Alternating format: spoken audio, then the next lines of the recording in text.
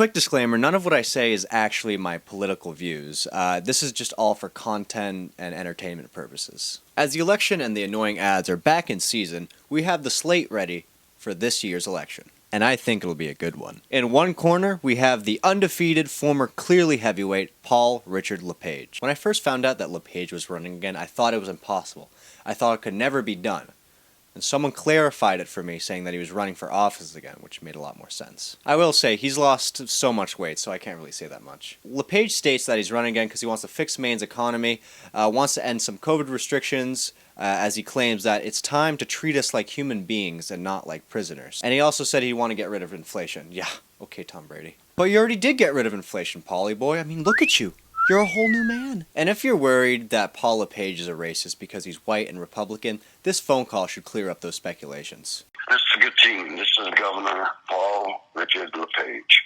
I would like to talk to you about your comments about my being a racist, you cocksucker. Paul LeRage. But if you're into no-filter, blunt politics, he's your guy. What? We just signed him! And he's trying to take back his throne from the current heavyweight champion, Governor Austin Powers. My mom sent me a pic of her walking down the streets of Farmington during the Chester Greenwood Parade, and this song was playing in the back of my head. She's trying to defend her governor position from LePage, just like how she tries to defend her teeth from going to the dentist.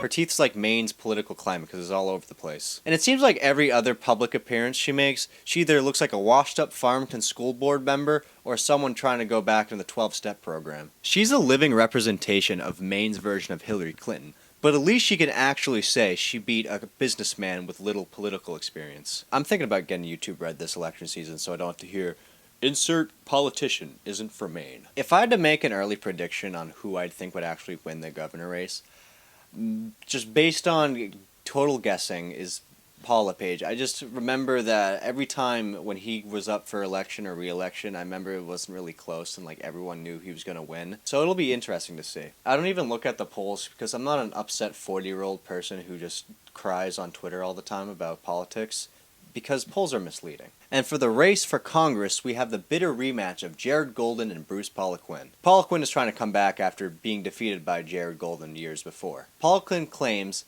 that ranked choice voting is what made him lose, and he also claims that it's unconstitutional. Which I have to agree that ranked choice voting is really stupid. Instead of, hey, pick who you want to win, and we'll add it to the final vote, it's now turned into, make a tier list of all the politicians listed. But I don't know if I would say that's the sole reason why he lost. He just came up short.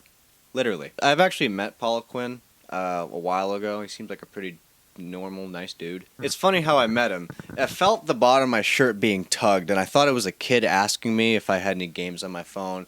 Then I looked down, and I saw it was a middle-aged man asking me to vote for him. Like, I'm 5'7", and, like, when I met him, he was, like, up to here. Then he got Jared Stay Golden Pony Boy, which, to be honest, I really couldn't think of much to make fun of him. I mean, like, he's a pretty generic-looking dude. He looks like your young, typical cop who goes bowling on the weekends. Ha ha. You don't even hear about him in Congress until you see his ads come election season. Like, in his ads, he flexes about what he's supposedly done for Maine.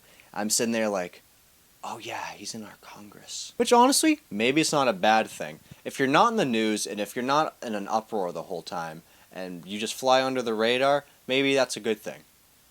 Or maybe that's a bad thing, I don't know. Anyway, election season is always closer than we think. Vote for who you want. Don't vote for who you don't want.